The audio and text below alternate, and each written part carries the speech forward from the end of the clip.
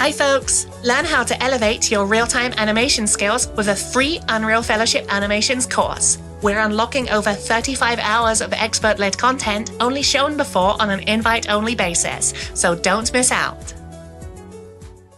We want to showcase your finished or ongoing projects. The Epic developer community is the place for Epic and community learning content, but it is also home to the forums, which is the best place to get your projects noticed by us. Journey to dev.epicgames.com/community to showcase your latest work for a chance to be featured.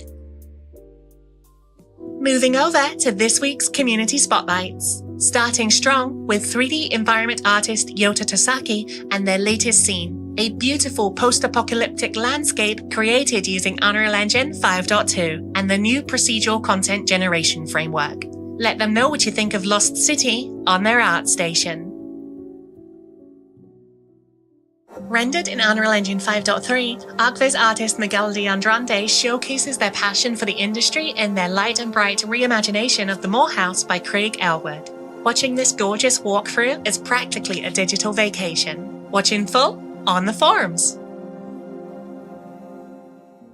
Introducing Rhythma, a spontaneous music game where you take on the role of a traveling seeker, exploring the astoundingly fantastical world to understand obscure teaching told and performed through music and sound. Created by Ali Essa and two friends, this is one game to watch.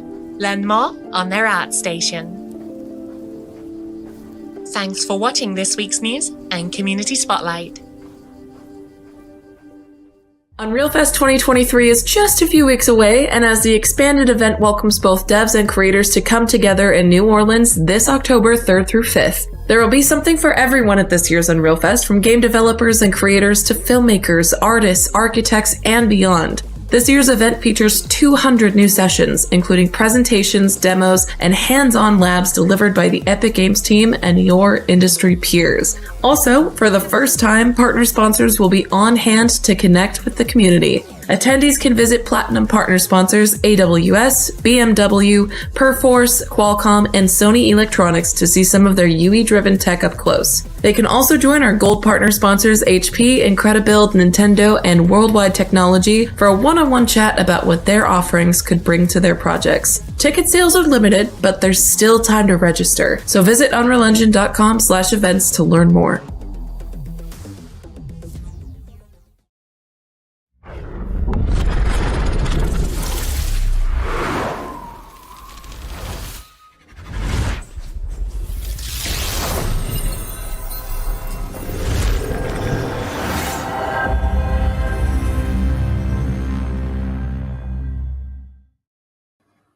Hello everyone, and welcome to Inside Unreal, a weekly show where we learn, explore, and celebrate everything Unreal. I'm your host Tina, and today we of course have a very, very special show.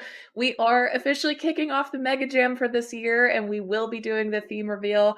Just to get that out of the way, because I know everyone is interested in knowing about it, we will be officially announcing the theme in an hour. So in an hour, on the dot, the theme will be officially announced. Until then, we are going to be taking some time to go over the rules, pricing, modifiers, all kinds of good stuff. So stick around. Very, very excited for it this year. I think you're going to really love it as well. But before we get into all that, let's go ahead and start by going around and introducing our wonderful panel of guests that we have today. So let's go ahead and start with you, Richard. Do you want to tell us a little bit about yourself? Yeah, my name is Richard Cowgill. I'm the RTX Unreal Evangelist at Nvidia. My background is in game development. I work for various indie and AAA game developers, so everything from one-man studios to, worked on the Battlefield series and Borderlands. Now I'm helping Nvidia basically, it's to help developers understand what they can do with our technology and the Unreal Engine specifically. My whole background is in Unreal game development. That's awesome. Very excited and happy to have you here. I guess except for Battlefield. I mentioned Battlefield, and no, that's not Unreal, but everything else is. That's okay. Understandable. Yeah. It's still a wonderful game series to have under your belt. So very, very appreciative to have you here today. Next, we have Mike. Would you like to tell us a little bit about yourself as well? Yeah, my name's Mike. I work at GameTextures.com, huge texture library. I run operations over there. I've been in game dev for years and years and years, ever since I got an internship at GameTextures, and I kind of just went from there. I've been doing this for a long time at this point. At least it feels like centuries.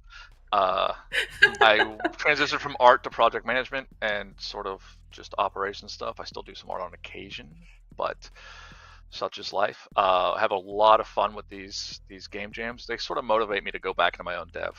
To answer your question also, people put their pronouns because they feel like it. That's just about it. So, and that's all I got. Dan, your turn. Yeah, I guess my turn. So I work with Mike. I am the art director at GameTextures.com, but I'm also simultaneously a professor at Drexel University. I, kind of like Richard, have a pretty extensive history in game development too. I was an environment artist for a number of years. Worked on the PlayStation Vita Uncharted game, one of my favorite projects and one of my favorite gaming consoles ever. And I've also worked at WB and worked on the Shadow of the Colossus remake on PS4.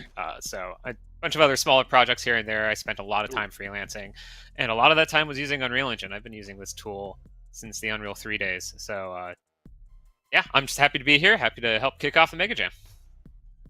Awesome. Yeah, it's such a pleasure to have both of you here today. And then next we have Andreas. Would you like to tell us a little bit about yourself as well? Yeah, of course. Thank you. So I'm Andy. I'm sound designer and audio producer or composer or however you would call it. So I'm at home with the whole game audio side of the project. I'm also working as indie project manager for the labels Dynamedion and Boom, which are also Dynamedion is like a game audio studio in Europe, and Boom is a worldwide sound effect provider also for film series and all that stuff.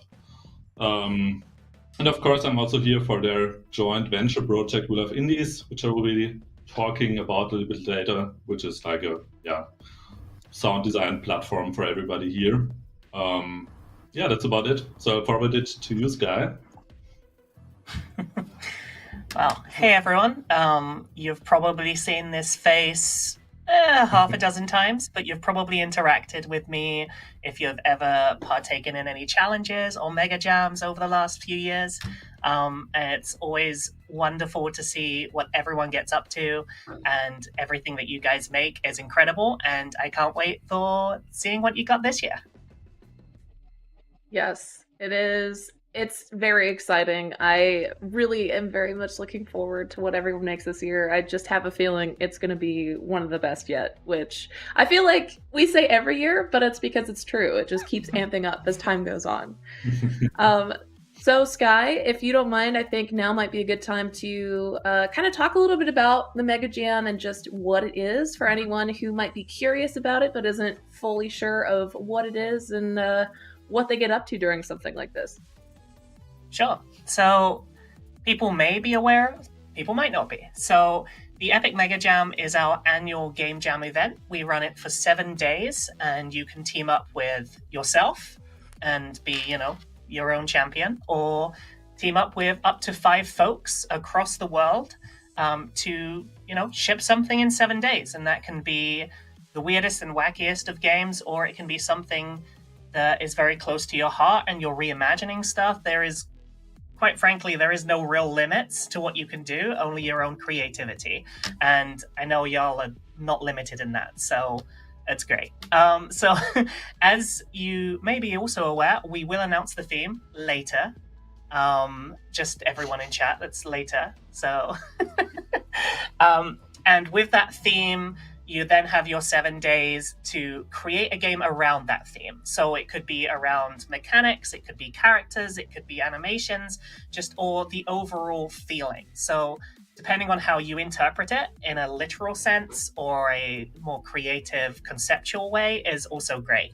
The main thing is getting it in there, and much to some people's dismay, just adding that theme name in text at the end doesn't do it.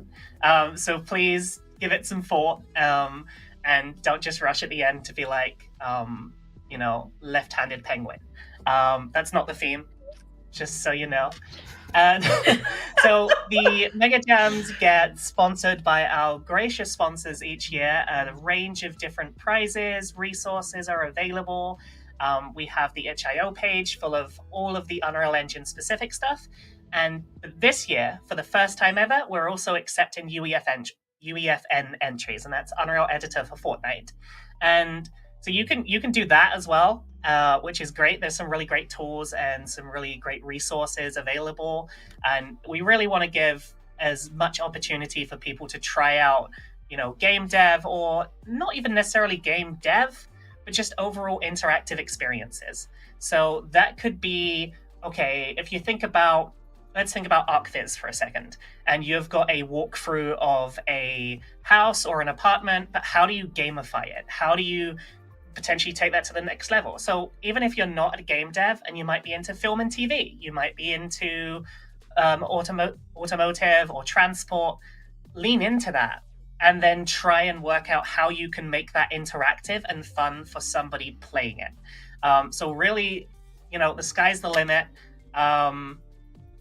Unintended. So yeah, we're honestly just really looking forward to seeing what people have got. And obviously, if you have any questions in chat throughout, feel free to shoot them out. Just put the question in brackets so that we can spot it.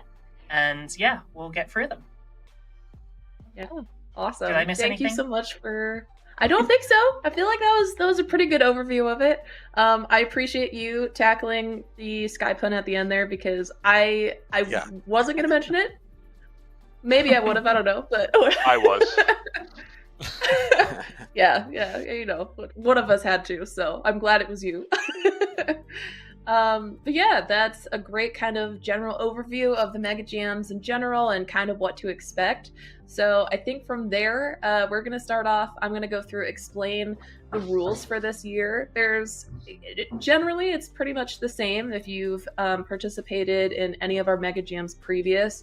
There's a couple of little updates, though, mainly because of the inclusion of UEFN in the potential submissions. So I think it's worth kind of going through and talking through some of that. And of course, as always, if you have questions while going through, as Sky mentioned just previous to this, make sure that you post them in the chat, and we'll try and address them as we go through.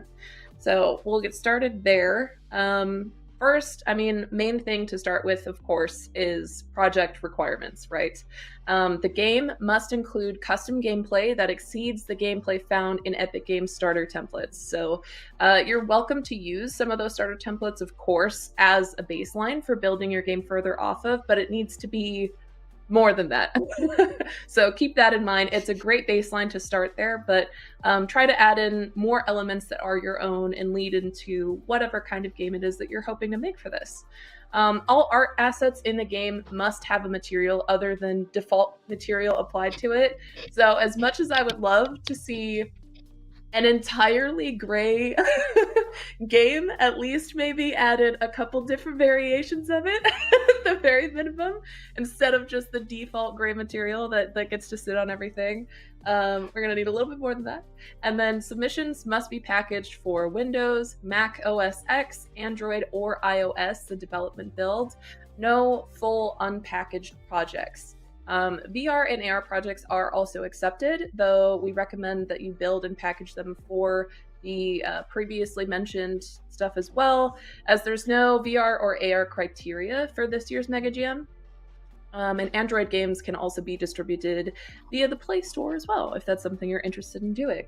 Then next up is how to submit. So, of course, we'll be announcing the official theme later. Stay tuned. But the jam itself will end on Thursday, September 21st at 11:59 p.m. ET. That is important because deadlines are... They matter. Keep it in mind as you're going through. It's really easy, especially for a 7-day time frame, to get away from you. So keep that and the specific deadline time in mind while you're developing.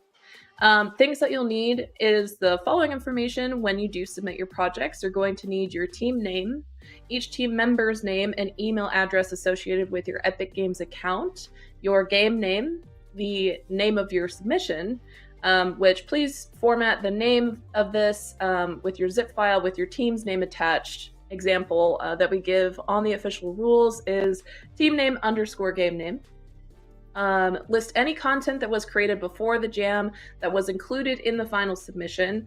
So it's fine to have previously made assets in this, right? We're not expecting you to go through and hand make every single piece of this thing, given that you have very limited time to do so. We just need to be aware of what was created beforehand. So that's the inclusion of that there.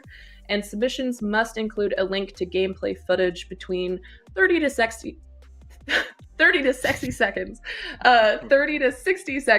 demonstrating recorded gameplay. And the footage will be included in our highlight reel at the end when we do the results live stream, once we announce winners and all that good stuff.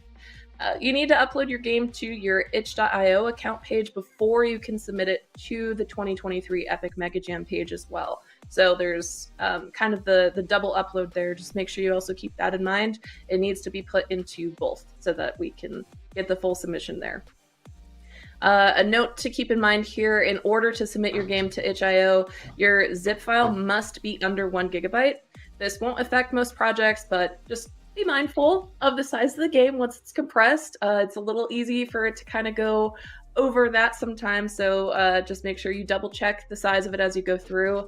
If it is more than 1 gigabyte, you can utilize the Butler tool to upload your files to itch.io, and we have links on the main page there that will give you more info on kind of walking through that process and how to get that set up for you. Now, if you're looking for the Unreal Editor for Fortnite submission information, you can head to the creator blog for more information there. It is live. There's all the information that you would need for that included under that as well. So if that's in particular what you're interested in looking into, make sure you go check that out. It's worth noting that while the 2023 Epic MegaJam is open to both UEFN and Unreal Engine created submissions, a team can only submit to one. So pick whichever you prefer. Of course, we encourage anyone who's been working in Unreal previously, if this is your chance to give UEFN a shot, then go for it. There's no reason not to, but just keep in mind that you can only submit to one of the two categories. Any potential winning entry can win up to one category, which includes both the primary categories and the modifier categories, providing the criteria of said modifiers are met. Then when it comes to judging, qualified submissions will be reviewed and scored on a 1 to 5 point scale by a panel of qualified judges according to the following criteria of unique use of contest theme, the overall fun factor of the game itself, visuals, of course, audio, and gameplay itself. And that's kind of the general breakdown of the rules and stuff there. There's lots of other information included on this page, but there's tons of information for you to dive into and really dig into, get all of that pulled up for yourself. But I think from here, that's the general gist of how submissions and ruling and all that works. So we're going to actually skip further down, and we're going to talk about prizing now, which is always an exciting part of it, of course. I think Mega Jams are fun just for the experience in and of themselves, of course, but the perk is there's prizes involved as well. So let's go ahead and go through that, talk about those. First and foremost, first place prizes. Let's just start there. You will get one AMD Radeon RX 7500 from AMD. I know everyone says the number differently, so I'm sure I made so many people cringe just then, but whatever. You get one, okay? It's exciting. You get one Space Mouse Enterprise from 3D Connection, 1 year freelance 1 year freelancer GameTextures subscription. It's a mouthful. I'm so sorry. I should have just handed it over to you, Mike and Dan. You should have been able to do that one. And then no, we dropped the ball too. Don't worry. Say it 10 times fast. It's fine. Then 1 year professional membership to IGDA, a complete Boom Ultimate Stereo subscription from Boom Library, We Love Indies Music Bundle H for a project of any size from We Love Indies, which is insane. One female animation starter, female lounge singer, ultimate ninja anims, dodge, blah, so many animation packs. I would go through and name them all. It's all of the animations that Ramster has through when the page was published, all the way through to like the first one they uploaded. So you're welcome to read them all if you want. I was gonna stop where I did there. I'm sure everyone would love if I just absolutely tried to blast through all of them, but I'm gonna spare you all and my voice box that. So you can see there's tons of animations available. That will all be included in the pricing as well. Stylized Pirate Port City modular from Style Arts. Future Slums Abandoned / Post-Apocalyptic District from the Art Studio. G2 Cyborg characters, as well as a $50 marketplace / fab credits from us here at Epic Games, as well as Epic Games 2023 MegaJam merchandising, featured highlight on the official Unreal Engine blog, featured highlight on the official creator portal, and feature in the form of the 2023 Epic MegaJam sizzle reel, which will be revealed at the end of it all in our follow-up live stream where we announce the winners and all that good stuff. So that is the main prizing there. If you go further down, you'll see that everything, that's the big one. That includes everything, right? And then second and third prizes are some slightly smaller versions of those, but still include many of the same prizes. So there's all three are really incredible packages that should hopefully give you tons of stuff to work with to help with your development journey going forward from the MegaJam as well. So hopefully that is fun and interesting to you. You see some good stuff in there that might spark some interest, and yeah, we hope that you enjoy going through all that. So those are the main prizes there. Now we'll be going through and talking about the modifiers, because of course our MegaJams always have special modifiers, ways that you can win through not just the main prizes. So we'll go ahead and go into that, but first I'm going to toss it over to Sky, who has a few words for kind of a shout out that we have for today. Thank you, Tina. So before we get into the modifiers themselves, people may have noticed that there are, some modifiers that are there this year and some that aren't. And with that, we would like to just take a moment to express our sorrow for the passing of Ben Mears, the community manager and evangelist for Side Effects Houdini. Our hearts go out to his wife, friends, and family. And as many know, Ben was a friend to many in the community and an avid supporter of the Epic MegaJam for many years. And so there's no easy way to say this, but here's to Ben, the procedural magician in all our hearts.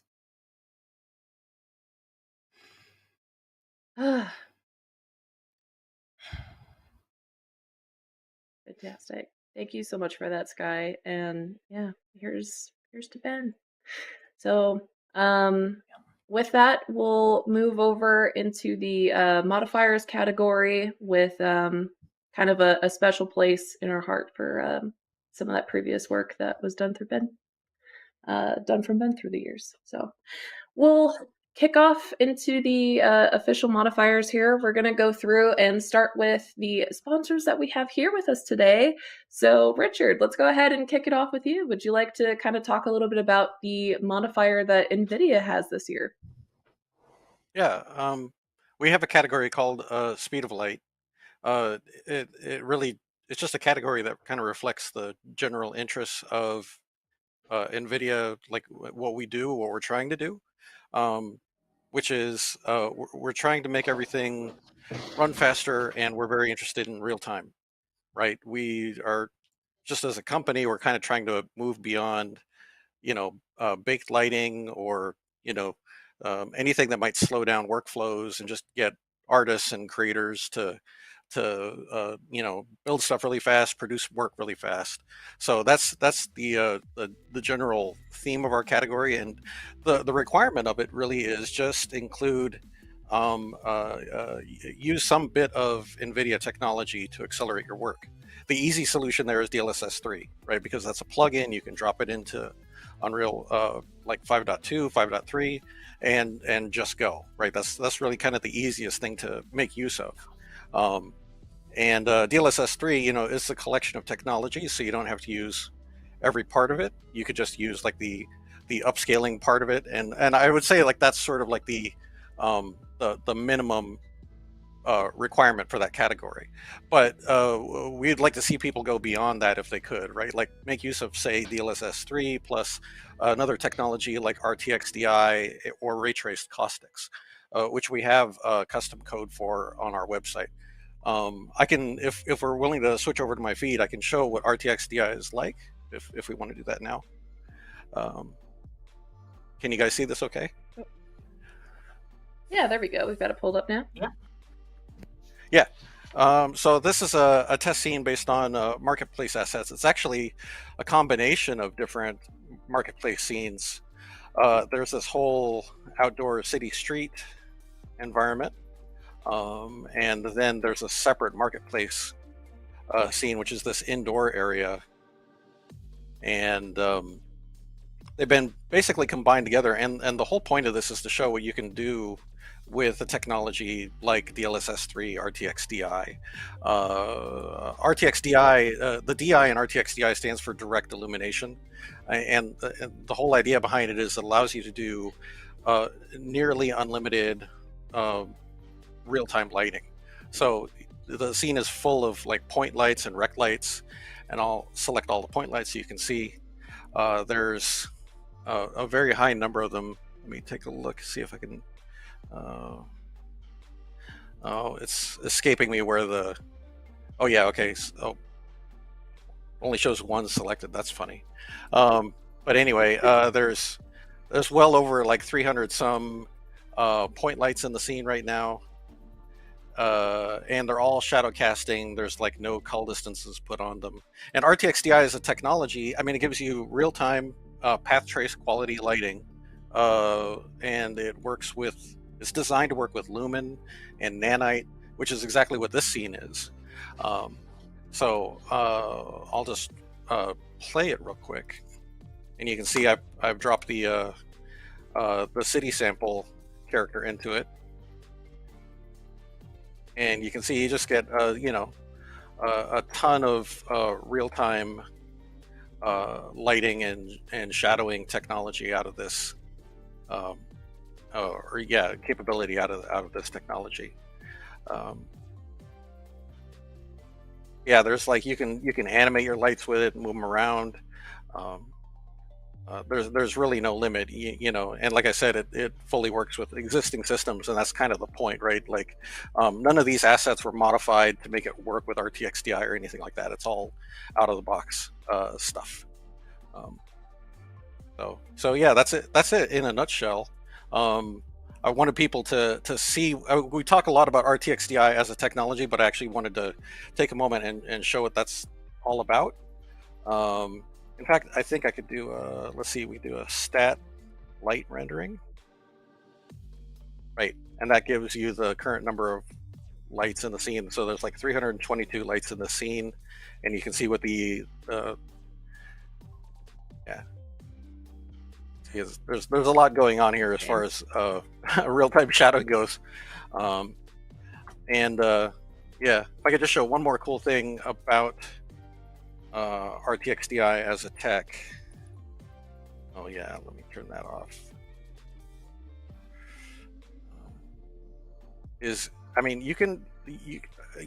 I've spent years as an environment artist and lighting artist, so you can really go berserk with ray trace lights. Like here's a skylight, it's set to be cast ray trace shadows, and you just inject it into RTX DI.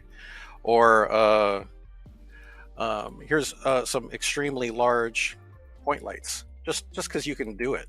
They have ridiculous radiuses on them, right? And they're shadow casting, so they cover the whole level. and it's just to add a little bit more shadow fill to the scene, right? They're not necessary, but there's no real performance cost to add them. So you can, just create lots of either small detail lights that are all shadow casting, all fully real time, no light baking. So you can make those sorts of choices with this tech, right? Where you're not concerned about the performance of it so much as what is the aesthetic result. With Lumen, you get a certain amount of light just off the submissive surface, which is great. But I wanted in this case a little bit of extra direct lighting, so I put in a rect light, and a pretty large one. Yeah, you can see sorry about my camera movement, it's so wild, but you can see it's got a fairly large radius on it that almost really covers the whole map. So yeah, that's basically it. Yeah, and so for our category, like I said, using something like DLSS is sort of the minimum effort. That's all you really have to do. But if you took a scene like this, right, where it's a combination of like DLSS 3 and RTX Di, and some cool hardware ray tracing with Lumen and everything else, then you can put together a scene that's pretty visually powerful. And I would further say for our category, we're not expecting anybody to do something visually on this level, right? These are marketplace assets. They look very good, and that's totally not necessary. I would encourage people to play to their strengths, whatever that might be, right? So if you're really good at gameplay systems and you come up with something clever, maybe with low poly assets, but you're like generating lots of lights in the scene or something that the player can control, that's just as cool as doing something like this. But that's really it. That's what I have to show. Awesome. That's such a humble way of saying it, but that's all I have. No big deal. Just a bajillion point lights that just function fine, Yeah. Well, this technology, it's years in the making for us, right? And we're, with the things we do, like RTX Di, it starts as an SDK, right? Sort of independently of game engines, but then we move it into Unreal, and we really try to figure out, like, how do you make it work with every material? How do you make it work with Lumen, Nanite, all the existing systems? And it's not contradictory to anything. The whole idea is it complements, right? Like we want to expand the capabilities of what you can render. And I personally, I find this stuff to be really powerful because if you think about it, we're there's been some talk lately about like real-time path tracing. We're getting closer and closer to that. RTX Di essentially uses a path traced algorithm to do the direct lighting, and even the default ray traced lights in Unreal 5 have gotten closer to the path tracer over time. So there's a lot of effort and work in this area to make like real-time path tracing more and more of a reality. And I think even Lumen going from like 5.0 to 5.3, the progression in quality, where it's essentially getting it's not quite path trace GI, but it's getting closer and closer to that sort of end result. It's all it's becoming very capable to do like very powerful rendering, right? I hesitate to say completely unlimited, but it's getting closer and closer to that. One day. Yeah, one day. Yeah, that was awesome. Thank you so much for walking through that and kind of explaining the modifier a little bit there. It's a very, very fun and interesting one, and I'm interested to see what submissions we get for the modifier this year. Cool. Awesome. Then next up, let's hand it back over to Mike and Dan. Do the two of you kind of want to go into the modifier that GameTextures have brought for us this year? Yeah. I'm going to leave that to Dan mostly, since he has a little tech demo as well to show off. I will tell you all that we also will have a free material pack on the site that is open to be used for the MegaJam. 20 different materials with all sorts of formats you can download for whatever you need. And those are just free with just a registration on the site. And I'll pass it over to Dan real quick. Cool. Kick it, Dan. All right. So yeah, I've got a nice little demo sort of set up for everybody over here too. So our modifier is the need to use. Waiting for my screen to pop up here. There we go. So our modifier is using a single texture to texture all of your stuff. It's actually pretty fun and challenging to try and do that. So this is very lo-fi compared to what you just saw from Richard. I have literally a cube that has UVs on it here, but it's going to get the job done. So what I have up is a texture pulled from Sparrow, one of the Paragon characters. And this is just a typical 0 to 1 uniquely laid out texture. And if you try to work in this typical way, like you would for maybe super unique assets or something, you can technically atlas them down and combine them all into a single texture sheet. But that may not be the best way to go if you want to try and aim for our modifier. Our modifier is a bit more designed to use something like this.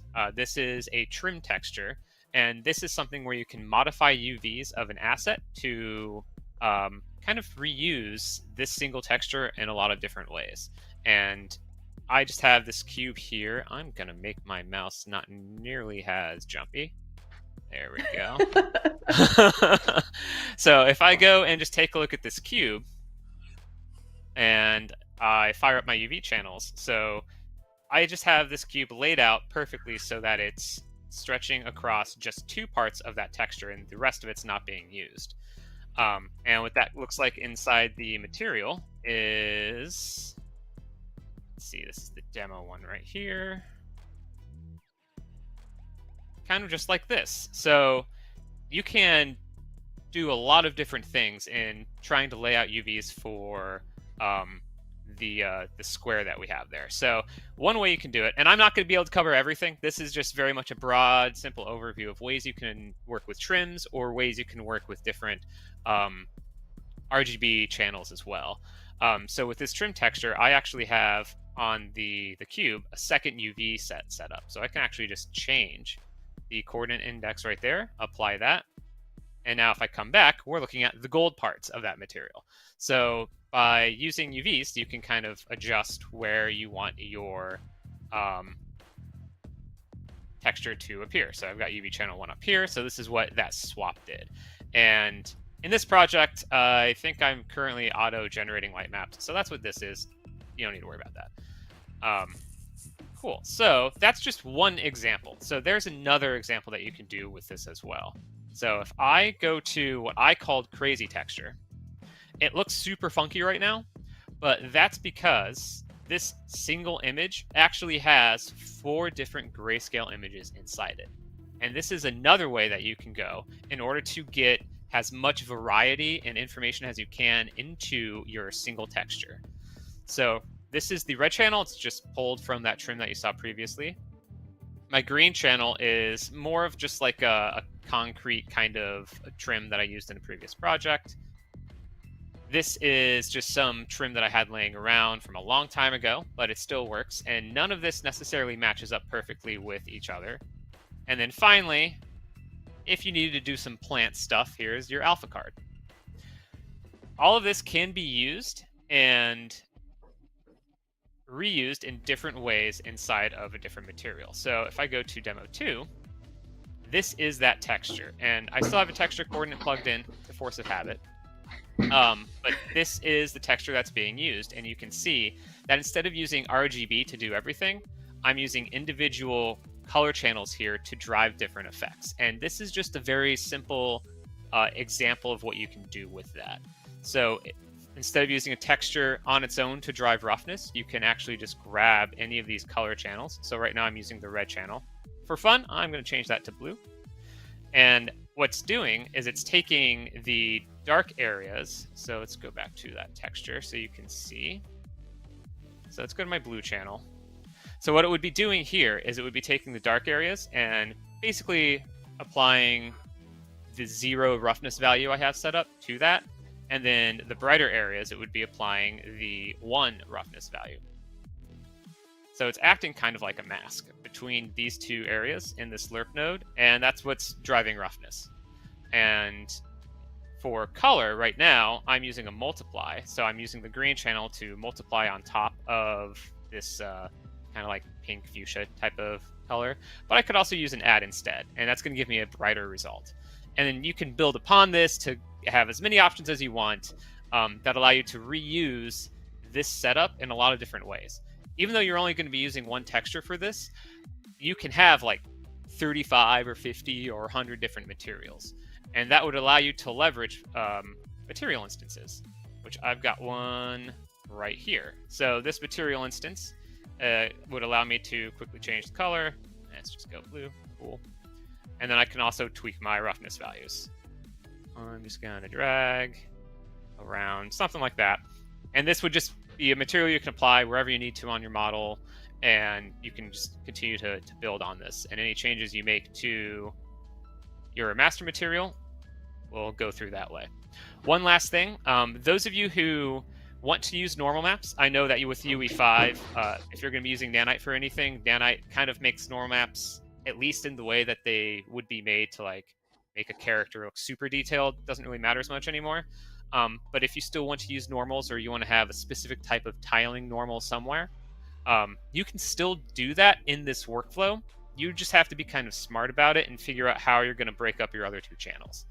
So this is not a true, it is a trim texture, but it's not something that would work perfectly for this type of modifier. But you can take normal information from red and green channels and leave them alone. And then you can replace your blue channel with whatever you want. In this case, this is an ambient occlusion map from this texture, but it could be any of the trims you saw before or anything else you'd want to stick here. And then I also have an alpha channel here, which in this particular texture was designed to be kind of like a weird metalness texture. I was going for like a stylized look, so that's why it's in existence. But this, again, could be anything else that you would need, some sort of pattern or mask or whatever that you'd want to place here.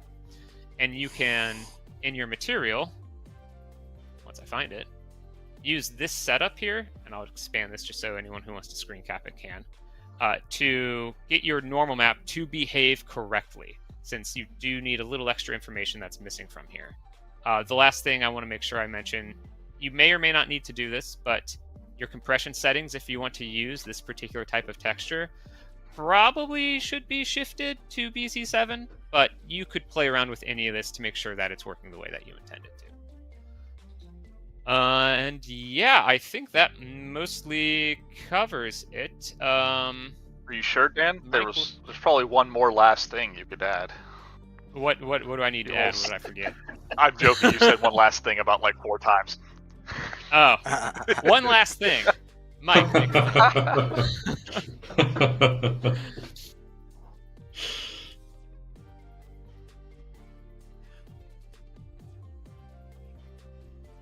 But yeah, that's what GT has. Oh, I think you're muted, Tina. Yeah, I can't hear you. Or I'm losing my mind. I don't want to talk about it. I don't want to talk about it. Audio. I thought I was going crazy for a second there. I was like, everybody else is nodding and smiling, and I can't hear anything. Everybody was super concentrated. Yeah. Don't worry about it. It's we'll cut it in post. That's how live works, right? Right. But yeah, thank you so much for walking through and sharing that. There was a ton of great information there, and also bless for giving a second for people to screen cap the nodes if they want to. Love moments like that myself, so I'm sure there's a couple people watching who appreciated that as well. But yeah, any other final things you want to say about the modifier before we move on? I'm kicking that over to Mike. No. Just have fun with it. Don't stress it too much. We had a lot of submissions for it last year, so we're very happy with that, and we got to dig into a lot of really cool texture setups. But just have fun with it. I want to pass it on because we spent a lot of time on GT stuff, so carry on. Awesome. All right. Thank you both so much for that. And next up, we have Andy. Do you want to tell us a little bit about the modifier that We Live Indies have brought for us this year? Yes, of course. I'll hurry up a bit as well and maybe attach all the tips at the end, like in half an hour or so. So our modifier would be the audio experience, and we will again take into account the overall audio experience of all your game that you deliver. So everything that is kind of hearable in any way, we will check and take into account. So for example, of course, the music you will in some way, I hope, use in your game, whether you make it yourself or you just download it from somewhere. If it's from us, we probably know it, which is not a bad thing. And of course, the sound effects you may use, like ambience or one-shots or whatever you attach to the game, and we will rate those. And of course, if there is more you add to the game regarding audio, for example, your beautiful voice acting or whatever you have in mind. We had some super amazing stuff the last years with super great voice acting, for example, just character sounds or whatever, or Foley acting or whatever comes to your mind. Just do whatever you like. We will just listen through all of that and we'll love it, I guess. So yeah, I think that sums up our modifier. Use whatever you want. You're not restricted to use the Boom package or the Wheel of Indies database. Of course, you can use them. There's probably, I guess, everything you may want to need for your game, but still use whatever you like and what you feel comfortable with. So yeah, that's about it. And I think, I'm not sure how we are in the schedule, but maybe I will talk about the audio tips later on when we have more time about that. And give it back to you, Tina. Sure. I mean, if you want, we have a little bit of time still. We have about, 13 minutes till we announce a theme. So if you want to poke a couple tips in there, I'd be happy to let you. Yeah, of course. Nice. So I think the major tip would be use a lot of sounds, because you get all of them for free. You can just download whatever you want. And in the last games we played through, there was, like, for example, when you have footsteps or whatever, or shots or some single sounds in your scene, use variation for them. For example, when you have footsteps, don't use one footstep that's repeating, but use several footstep sounds. That's like not a lot of effort. You just you download it and drag them into the whatever in whatever system you use for that, but just as a random container or whatever, so that they will be triggered and that you have some variation in the sound. Or for example, when you're making ambiences, that you're using not one ambience that's just looping through all the time, but for example, you're using two ambiences that are playing at the same time, and one is the surrounding that you're hearing, like for example, the forest with birds or whatever, and the second one would be the wind. And they are just like a little bit organically moving in the volume, and that will create a super organic environment for the whole game play, because otherwise the ambience will repeat after, like 2 minutes or 3, and you hear that after 10 minutes of gameplay, you just hear that there is something odd, because our ears are super precise when it comes to recognizing sounds that we heard again. So just put some organic stuff inside. Just use a lot of sounds, think of how you could use them, and then balance them in a proper way, so that that you just don't make a lot of super nice sound effect and then at the end put a super loud rock track over it. So it's just only the music you hear and we have no chance to hear anything else. So take the balancing a little bit into account, but I think that's the least priority, because it will take some time, and time is super valuable within this week. So yeah. And maybe one last tip, don't maybe start with the audio within the last 3 hours before uploading. I know that's like a typical thing when it comes to game development. We have, like, I would say 80% of our customers are super hard in time troubles somewhere. And I think it will occur to most of you too, but there are 2 points. I mean, of course, you can hear it when there was not enough time. So especially if you're focusing on the modifier of audio experience, just think about what could audio provide to your game. For example, what storytelling elements are hard to tell by visuals, but are easy to tell by the audio. For example, when you want to lead a player to some place in your game, you can of course make some light effects or some GUI visuals or whatever, but you can just also ring a bell or whatever is in your environment to lead players somewhere. That's super easy and a very, very sneaky and nice method. So just think about how you could use audio to make your game nice. And the second reason to start not too late is that, I don't want to mention too loud, but maybe our website crashes again as it did the last two game jams, because we have a pretty okay-ish server, but it's like we have this one peak in the year when the game jam is, and there is like thousands of people downloading and at the same time. And download is not even a problem, but zipping the stuff, because of course there's people zipping gigabytes and gigabytes, and then we are working on it and we will bring it online again, but maybe when you're like in the last hour, it may be a bit stressful. So just to mention that. But yeah, that would be it about it. Awesome. Thank you. Yeah. It's just because the sounds that y'all have are too good. I mean, how can people not go and just try and grab as much as they can? I hope so. Yeah, it was a good time last year too, because it was, I think we overloaded y'all almost immediately. So sorry. Sorry, not sorry. Yeah, exactly. Yeah.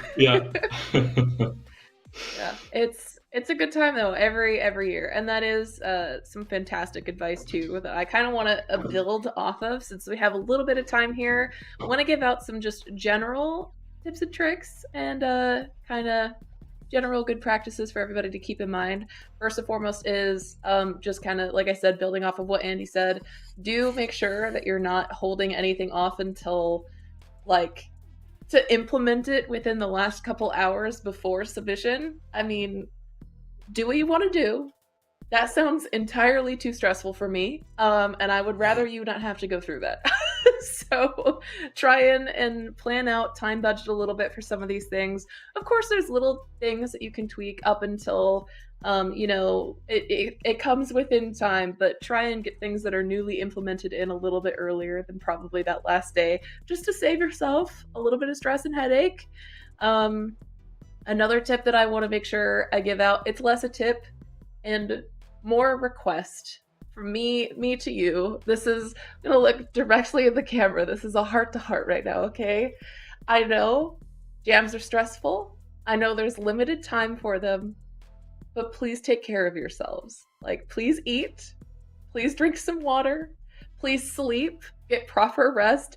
Take care of yourselves as a human, as an individual human being who needs these things to be healthy and to function at top capacity, right?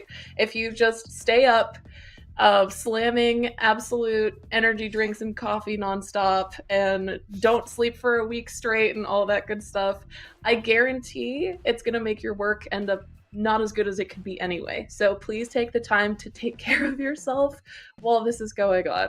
And that's my general PSA from me to you. But I also kind of want to go down the line here, and maybe if each of you have just one general tip that you might have for our jammers that you'd maybe like to give as we go down, that would be awesome. So we want to start with you, Richard. Have any particular tips that you'd like to give? Just general jam advice? I got to reiterate what you said at first. Build early and build often. I feel like that's very important. You can run into all kinds of problems. Generating your project if you don't just do the very basic thing of making sure that you can actually generate a build and you're not running into tons of errors for whatever reason, right? Maybe you're pulling together lots of plugins and maybe a little bit of source code and some other things, and before you know it, you have an error list that's way too long. So that's really important for any development. At least I really feel it's important when you have such limited time to play to your strengths and really focus what you're doing and not go too crazy in every conceivable direction, right? You have to figure out exactly what you're making and really focus in on what makes it stand out or what makes it really good, and really drill down on that. And yeah, don't try to do everything, but produce the kind of work that you're good at producing, and that could literally be anything, right? You might be an excellent scripter, you might be really good at code. It doesn't have to be visual necessarily, but yeah, whatever you're good at, try to figure that out and focus in on it. Definitely. Fantastic advice. Thank you for that. How about you, Mike? Have any tips you'd like to give out? Look, the prizes are great, but don't be afraid to make mistakes and do things outside your comfort zone. The whole point is to stretch your muscles. Your brain is a muscle like any other. If you're not working out the other brains because we're all the other muscles because we're all game devs, you might as well work out one. So don't be afraid to make mistakes. Don't be afraid to go a little bit outside your comfort zone, because that's the point, right? The prizes are good. The work is what is important here. And that's what I got. Carry on. Definitely. Fully agree. Great tip from you as well. How about you, Dan? Have anything you'd like to add on here? Sure. So this tip's probably more niche depending on the type of person or group of developers that you are. Don't spend all your time building a very cool tool that might theoretically allow you to build something very quickly at the last second. That's just going to give you a ton of stress. The engine gives you a lot of tools already to simplify your life and make things go a lot faster than they might otherwise. So work with what you got. That way you can focus on building the game instead of getting lost in the weeds of making something that's kind of like, I made this cool tool, but I didn't get to make the game with it. I think the other tip I'd throw in there is a little more art focused. It's going to dive more into that. You don't need to make everything yourself. It's something I personally struggle with, is I like making things myself. You don't need to do that. Pick your 2 or 3 important assets, buildings, characters, whatever you need to build that defines the game that you're making and fits into the theme that we'll talk about here in a sec. Whatever fits into that, you can make that stuff and let all of the assets that's up on the asset store or that is on Quixel or anything that you can grab from anywhere else. Let those be like everything else that you use. You just need to make what you need specific for your experience. Yeah, definitely. I think both of those are great things to keep in mind as well. And probably some of those I could also take to heart a little bit, especially the don't feel like you have to make everything yourself. That's a huge challenge when it comes to jams, but a very good thing to keep in mind. Can I tangent super quickly? It'll be very short. Yeah, absolutely. That first tip is specific from my teaching experience at Drexel. We do this big senior project thing, and we get some really cool projects. And this one project actually did use Unreal this past year, and they did a very awesome job. But they put a lot of stress on themselves because they built too many tools, and it kind of meant that they built the entire game in like 3 weeks, which was not good for them. It ended up being okay, but they had a lot more time than everyone here does. That's interesting. Yeah. Yeah. I almost don't understand that. Well, because Unreal 5 has so many great tools built in. It's like almost don't understand why they would want to do that they to leveraged themselves, Houdini to do a lot of procedural placement of like Ivy, and they had some other weird things that they had built. It's very talented, very technical students, and so that's part of the reason they went down that route.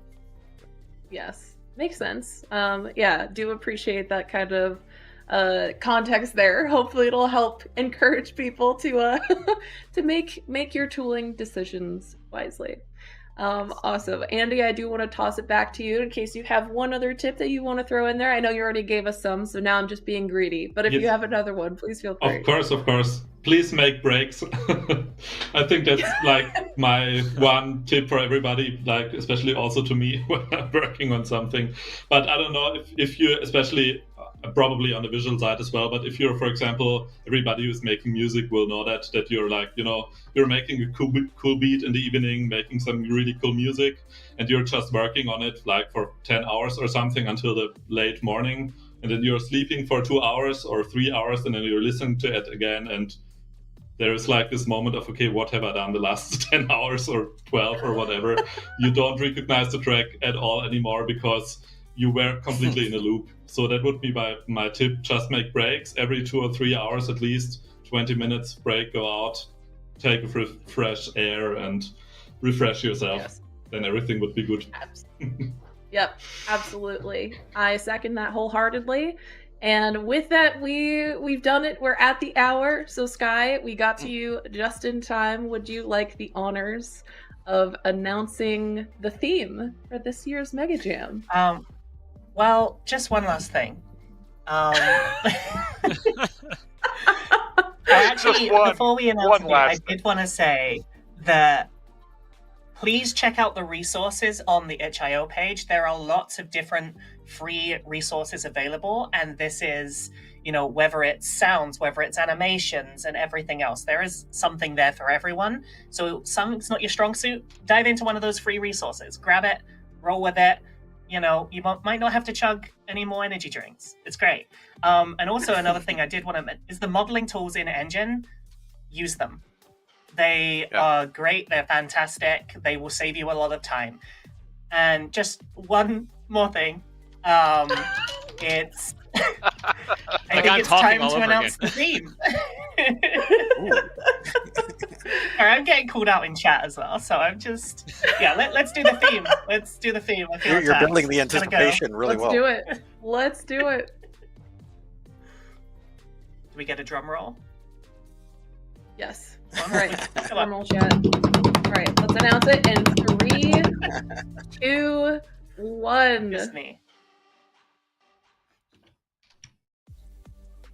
There we go. Antiquated Future is this year's theme.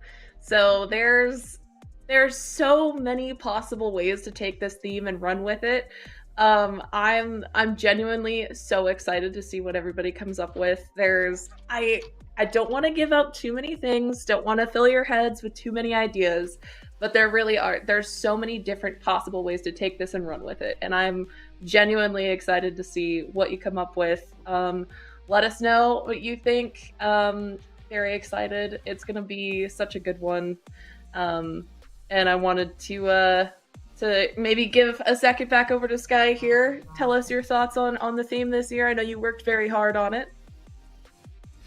I can say some things, but not too many things. As mentioned earlier, the themes can be taken in a very literal sense, or they can be taken in more of a conceptual way. So even if you want to take that literal and pick apart the words and what do they mean to you, what are maybe some synonyms of those words, have a look and play around with that and see what kind of stands out to you. And just go with that. Like, if you feel like there's a connection, roll with it. I'm sure someone else is gonna be able to pick up what you're putting down, providing that you've got those.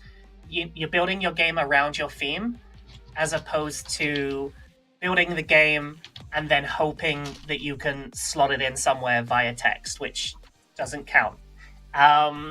So, that doesn't mean you can't start your game development process with that. So, get the basics down if you need to, and then have a think. At least then you've got like the playable levels or what it is. Roll with it. Don't be afraid to think outside the box. But also don't be afraid to be pressed up against the box. Like, there's no right or wrong way to interpret it as long as it is interpretable within the game. So, yes. Yeah. Can I say what I immediately thought? Is that allowed, or should we not? Yeah. Okay, I don't know. I don't know if we're not supposed to give people ideas. You cannot have your own thoughts, Richard. Yeah. Yes, thought police. I just I immediately thought of like a VR experience, where it's like some kind of virtual grid where everything is like glowing and emissive, and that that sort of environment, but with full of traditional objects, grandfather clocks, vases and things like that. So like 1800s Baroque type objects, but in like a VR future type environment. I guess steampunk is also an obvious concept, interpretation of the word or the words. The obvious for me was 40K, which is kind of aligns what you're saying, like a weird like Baroque sort of future with like heavy Gothic architecture, but like a servitor sitting next to it or something like that. Right. That's super cool theme. I was super excited to put the materials together for it. Yeah, it hits exactly in some of my favorite genres, potentially, which is why I feel like almost selfishly excited for this one, where I can't wait to see what everyone puts together for it. I think it's going to be really good. But with the theme now out and available to you, Antiquated Future, for anybody who's curious about the word antiquated, because I do see some people asking about it in chat, antiquated just means basically old-fashioned. So you've got the dichotomy there of something old, something new, antiquated future. So take what you will from that and run with it. Very excited to see what you come up with.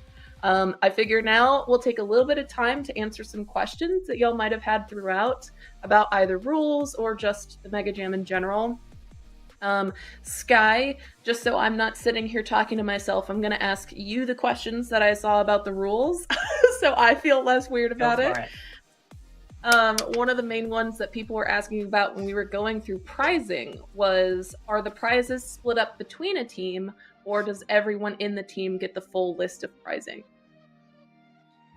So that's actually a really good question. So unless otherwise stated, each person within that team will receive a prize, the prize that is mentioned. So, say for example, it's 1 dog, 2 cats, 3 budgies. Each person in a team of 5 will receive 1 dog, 2 cats, and 3 budgies, unless otherwise stated. And as a disclaimer, we are not shipping out live animals. So don't get your hopes up if you wanted a new pet, I guess. Yeah. Good to so mention. there are Good to some mention. obviously obvious differences. So like Army of One, for example, that modifier is only available to a solo dev. That's the best game by a solo dev, and it's a pretty awesome prize, to be fair. And so that main prize for that, because it didn't get mentioned earlier, is a custom PC from Falcon Northwest, which has a RTX 4090 Founders Edition in there. It's got a 16-core processor, liquid cooled. It, whatever you want to throw at it, it's probably going to handle it, and it's a really cool prize. And there are some other things like the Rococo modifier, Make Your Move, and that one is in a very similar fashion, that if a team more than one wins that modifier, the team will all have to unanimously agree on the person within that team who is receiving it. So it's actually a really good modifier for a studio that's just getting started. They might be global, they're not connected in the same area, and so then that way their animation artist can rule the roost with that, but all the other prizes will be each person. Does that explain the question? I went off on one a bit. Yes. Yes, that definitely did explain. Another question we have here is, people are curious if the pricing is the same between UE and UEFN, or if they're different. Okay, so for the most part, they are the same. There are a couple of modifiers that might not be applicable in that situation. So, for example, the left to your own devices modifier is a UEFN modifier. That's for the best use of devices in the game. And, so there's the only place that there is any sort of overlap is in the modifier category. So if you're worried about competing with more participants, it shouldn't really be much of a concern, as the first, second, and third is for Unreal Engine. And then you have another first, second, and third, which is for UEFN, and another first, second, and third for students, which can be either UE or UEFN. And so really the main thing about all the modifiers is going to be the criteria. So if it applies to UEFN or UE, then great. But otherwise, it's just like competing with those modifiers against an extra 50 participants, essentially. I hope that quells some concerns around that too. Awesome. Yeah, very good to know. Another question is based around some of the pre-made assets and kind of the stipulations around those.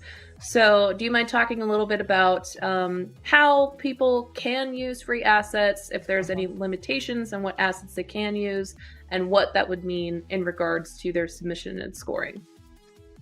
Okay, so this does vary depending on the kind of asset in some ways, and whether or not there is a special criteria involved in that.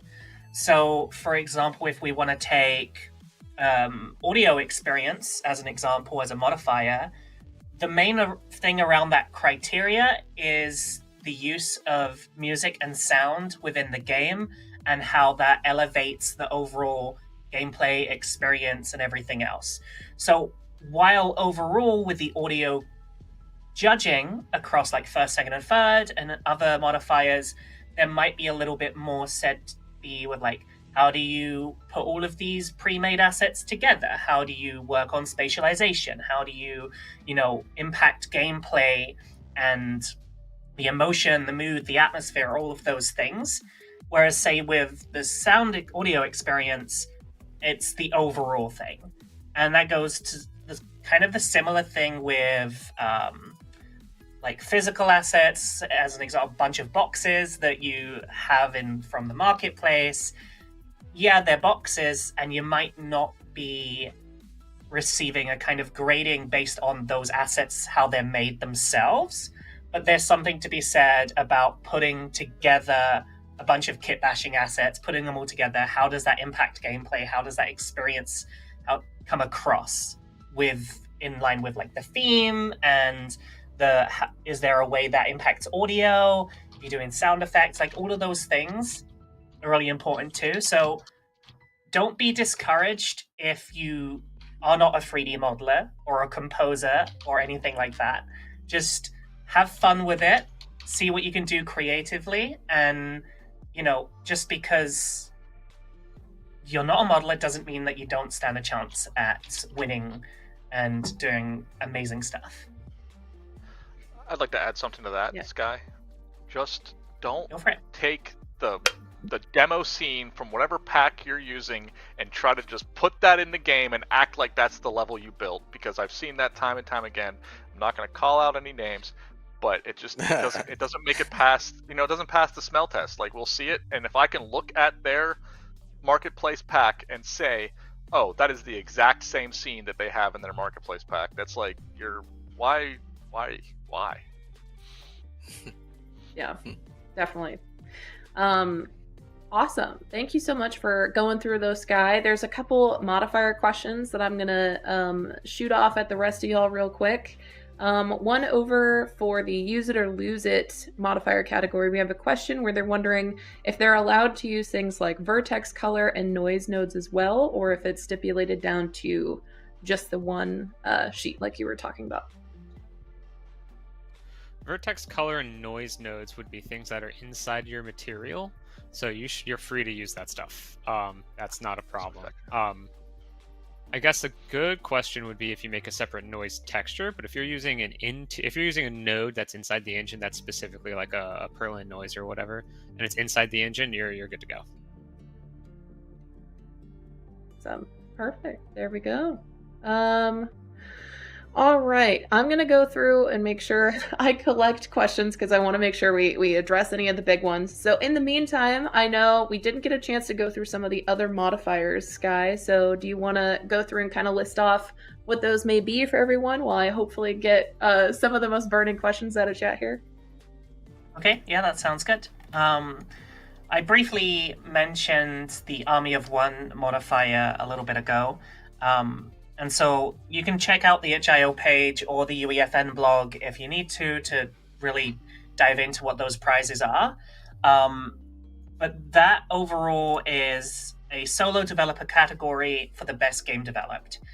So it could be, whatever your heart takes a fancy to, but it is strictly for solo developers. And that's a really good one too. Falcon Northwest have been amazing. They've been sponsoring the Epic MegaJams for years. And you can probably do some amazing stuff with that system. And yeah, you should totally do it. Like we see so many solo developers year over year entering the challenges, entering the mega jams, and some of these games are incredible. And so just because you might be a solo developer, don't let that stop you from entering. There are some really great opportunities, and some might argue that you kind of have one up over a team of 5, contrary to what some people... Is that a... what do those call them? The opinions that I forget what it's called. Anyway, controversial opinion, but you don't have to check things in. You can just roll with things, right? I was just going to point that out. Yeah, because I've been a solo dev, and the really strong advantage is you can take whatever crazy idea you have and not worry about a committee, right? Just make it, just go. No matter how silly it might be. Exactly, and that's why leaning on, what you have in your own repertoire, whether that is pre-made assets that you might have to lean on in certain areas if you're not as strong in those skill sets as others. Again, don't let that discourage you. If you're on your own, own it. It's fun being lonely sometimes.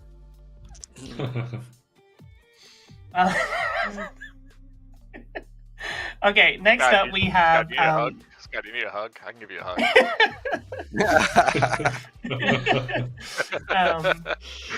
Maybe. We'll see. Next up we have Edge of Reality.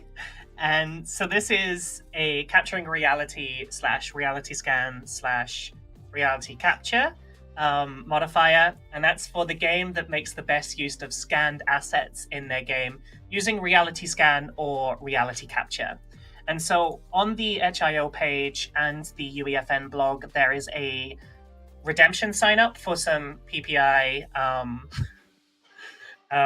credits, and you can sign up to that, and we'll send you over those credits so you can really try spinning up with capturing reality software. And yeah, you get even more credits for winning and a bunch of other stuff too. It's really cool. And if people aren't familiar with capturing reality, it's kind of a general purpose, fully featured photogrammetry software where you can texture 3D meshes. It's got orthographic projections, geo-referenced maps, and so many more things. Whereas there is kind of a learning curve to that. So there is also Reality Scan, which is free to download on Android and iOS, that allows you to create high-fidelity scanned assets just using your phone, which is amazing. Like, you can just go for a walk, take a picture of a tree, I guess, or a rock, make it your best friend, take it everywhere. And a hug. I hope everyone's enjoying this. It's great. Everybody needs a pet rock. Everybody needs a pet rock. Everybody needs to be loved by something. Like a rock. Take a couple of pet rocks. Or a tree. Yeah. And there are a couple of really cool ArtStation modifiers as well. The two of them together is Make Us Go Wow Photo Real and Make Us Go Wow Stylized. And each one kind of sounds like what it sounds like. For the first one, for the game with the most stunning photo real graphics, we saw some really great entries last year for these categories. Highly recommend checking those out. And then we also have the stylized version of that, which there are also some really cool, kind of really creative. There was last year's winner of this category had like a stage, and you kind of went around doing the stage production. I was trying to think of a joke. Never mind.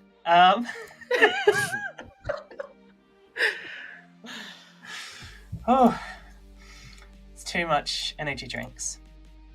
But yeah, definitely check those out. ArtStation has a ton of resources as well. whether that's through learning, the magazines, the blogs, or even other people within the industry. It's a great resource to just check out what other people are doing. They're kind of creative, gain some concept maybe. It's a really cool place to go exist with your pet rock. Yeah, right. Next up, speaking of if you want to bring that rock to life, there's animation. And so one of the modifiers this year is character animation, also known as Puppeteer. And this is for the game with the best character animations produced for the Jam, rigged using AccuRig from Reallusion. So if you don't know, AccuRig allows you to take a humanoid, non-humanoid character and just rig it straight from there. And you can then bring it back over, and it's free to use, free to download. Really awesome stuff there, especially if you're really great and into modeling, but maybe not so much in the rigging side of things.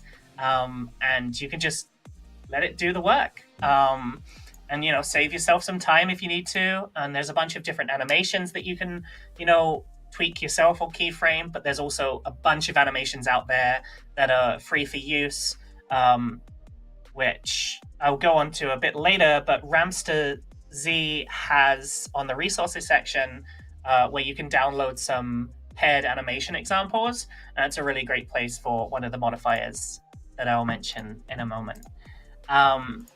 The next modifier is Make Your Move. This is the one I mentioned earlier by Rococo, and this is for the game with the best custom animations produced for the Jam. So in some ways it's very kind of similar to the previous one, just it doesn't require that prerequisite of using that software.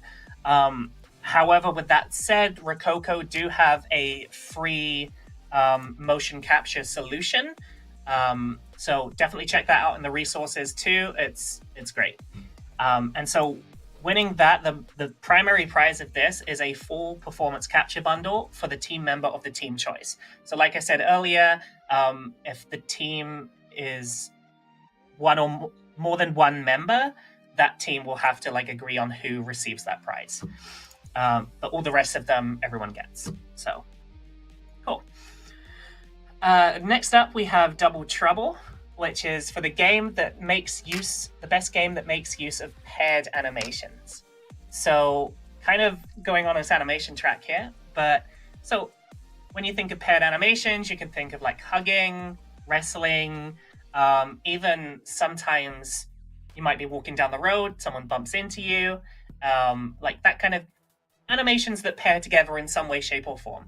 And that's a really cool way to bring some extra life into your scenes and your games, is even if it's a small thing, it can have such a big impact for immersion and everything else. So it's definitely worth checking out, even if they're small. And with that, your main prize, you'll win a bunch of cool animations from Ramster. They're awesome, honestly. Okay, we're almost there, I promise. Last modifier that hasn't been mentioned, though I did mention it a little bit earlier, is Left to Your Own Devices, which is a UEFN specific modifier. So while it might not be the UE side of things, if you're thinking of trying out UEFN for the first time, it's a really kind of great way to kind of focus on something specific within UEFN and build up around that. So if you are new, jump in, check out the devices. There are so many different ones, and you can do some really cool things with them too. There's a whole list on the UEFN blog page, which we'll drop the link for in a moment. And yeah, definitely check it out. And I think that's all the modifiers. There's 11 in total. If I missed anything or need further clarity, dive into the itch.io page or the UEFN blog. There's a lot of information. And so, yeah, digest it. Awesome. All right. Fantastic. I've pulled together a couple questions. We're going to go through a few and then release you all into the wild to begin your journey with the MegaJam here. Couple questions to go through. First one, so Sky, how interactive does it have to be? Can someone design mainly a scene that's more walkthrough, or how important are the gameplay aspects and things like that for these entries? So the main thing to keep in mind is that there is a judging criteria overall, and so you do need to keep in mind a few different things. So contest theme, fun factor, visuals, audio, and gameplay. So while you can build the base off an interactive experience, like the example I gave earlier with ArcViz, there does still need to be that gameplay element, and there needs to be, there's something that's driving the gameplay and the experience, and the theme. And so while we encourage, the base of an interactive experience like the ArcViz, it shouldn't just be that. It shouldn't just be almost like a sequenced walkthrough of a building. There does need to be that direct input from a player to kind of tick off the gameplay, to really bring out the theme and everything else in a kind of gamified way. And the reason I mentioned it earlier was, if your strengths are not in game development specifically, you can still lean in on your skills that you have outside of game dev. So whether or not you're doing film and TV, automotive, transport, virtual production, there are so many different ways you can tap into those skill sets within the engine, and within UEFN in many different cases too. So just kind of play to your strengths and work with that. And Rick Henderson in the YouTube chat just reminded me that last year we had a game that was a kind of a pet rock simulator. Oh, yeah. So the premise of this was that the player character was in some sort of accident. They kind of had an otherworldly experience, and they were brought back as a rock. And they wanted to then figure out who killed them. And so you go around rolling around on the streets of wherever as this rock with that perspective, and it's a blast. And so yeah, they kind of played in with that kind of track, that different perspective, and that's what you can do also is it doesn't have to just be your character is humanoid or at that kind of eye level. It can be anything. We've had lollipop men in the past made out of donuts with weird creatures like fairies and light sources that are the player character. Work to what works for you. If you're not fantastic at character modeling or animations, but you want to do something original to your piece, why not have a floating light that you can just kind of control? There are many different ways you can do different things. Yeah. So don't just think, I have to do it this way. Just, roll with it, like the pet rock. That submission last year where you played a rock was very creative. It was very, very clever. I really, that one stuck out in my mind. I'm glad you brought that up, because that was a good one. I mean, it was very interesting. Yes, it was very unique. I loved it. Awesome. I have, I think, 2 more questions, and then one super quick announcement, and then we will release you. Next one up here for you, Sky, is, do you have to indicate in your submission that you also want to be considered for a specific modifier? Okay, great question, actually. So within the itch.io submission breakdown, you will be asked a bunch of different questions. So, and that will include which modifiers are you essentially putting yourself forward for. And then there may be additional questions relating to that modifier you have selected. So for example, audio experience might be, okay, what were you trying to achieve?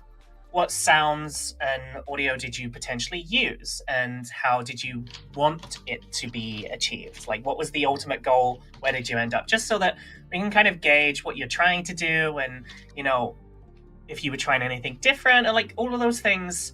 They might not be specifically around the judging criteria, but they matter. And it's meant to be a really cool learning experience for everybody. And yeah, so long story short, they're in there on submission. Same for UEFN. It'll ask you, and you'll have to select which ones and then give a little bit of breakdown. Awesome. All right, last question I have for you is, do play testers count towards the team limit? That's an interesting one. I've never actually heard that one. That is interesting. So technically, no. The thing would be if these people are within the team, they're putting things together that are going into the game. You know, we actually always recommend, like, hey, you're working on something, ask family, ask friends to, like, how does it play? How does it feel? There's nothing wrong with that. It's if they are then, say, contributing something that goes into the engine or into the game. So that could be anything from, you know, depending on how direct the involvement is. And that's something you've got to be careful with because, for example, if you... The challenge, the contest is open to people that are 18 plus. So if you were then to have, as an example, your children do some voiceovers that end up in the development cycle that are, you know, entered into the game, that is a gray area given that, you know, they would be minors and the eligibility there could be at risk. So just bear that in mind when you're taking a direct approach to outsourcing certain things. And there is a difference there between saying there's an online place that you've got some AI voice thing and you're bringing that in. It's very different to having a bunch of people submitting that work for, you know, putting all that in. So someone making outside animations for you, someone making voiceover and sound effects for you and all of that, and then you putting it in and entering as a solo dev, the eligibility is questionable there. Awesome. Does that answer the All question, right. or does it ask more of them? No, I feel like that answers it. I feel like that goes through. And cool. even if it does bring up more questions, that's okay, because we actually have some of our team that is currently available to answer your questions over in Unreal Slackers on Discord. So we're going to throw the link up for that real quick here in just a second. If you're not already part of Unreal Slackers, make sure that you go ahead and join there. Hop in chat. You can ask our team any questions that may have came up throughout this that either we didn't have a chance to address or that might just come up later when it comes to actually working through stuff. So again, if you haven't already, make sure you use the link there for joining the Unreal Slackers Discord. I'll also post that link in chat here in just a moment. So anyone in chat there can just click and go. It's also just a fantastic place to meet other developers and get good ideas, get tips and tricks. There's a great community there in general, on top of our own devs currently being available there to answer your questions. So it's also just a great place to be. So go ahead and go join that, hang out. It's a good time. And we'll wrap it up there. I hope you all enjoy the MegaJam this year. I'm very excited to see what you all come up with.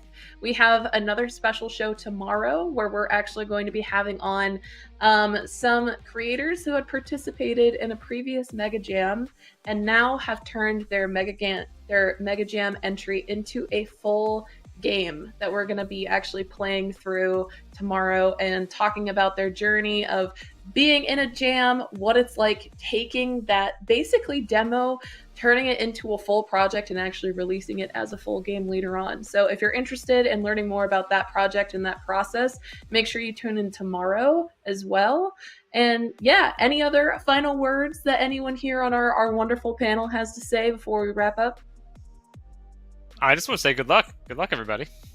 Have fun with it. Have fun. Yeah, Just have fun, guys. Exactly. Have fun. Good luck. yeah, enjoy it. Push yourself as far as you want to be pushed, and don't let anyone push you any further.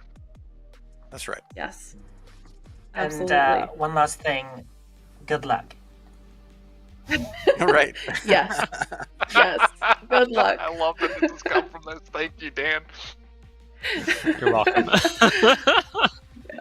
All right. Well, thank you all so much for watching today. If you missed any part of the stream, we're going to be posting it as a video afterwards, so you can always go back and reference any part of this that you need to.